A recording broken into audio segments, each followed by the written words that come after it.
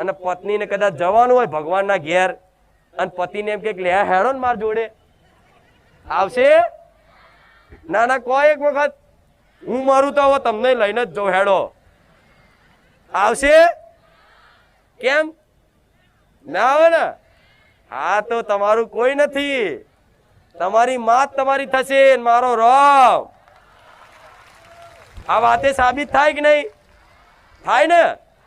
તો પછી આટલા નાની નાની વસ્તુઓમાં માતાના આગળ કગર વગર કરીને માથા પછાડવા બાધાઓ મોનતા રાખી જેટલું એને મેણા ટોણા મારીને એની ભક્તિ છોડ દો, યોગ્ય ખરું?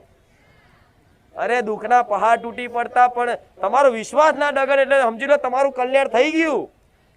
જે છે વિશ્વાસ, પહાડ તૂટી પડે, પાતાળ ફાટી જાય, ધરતીના બે ભાગ થઈ જાય, પ્રલય આવી જાય, ધરતીકંપ ભૂકંપ થઈ જાય,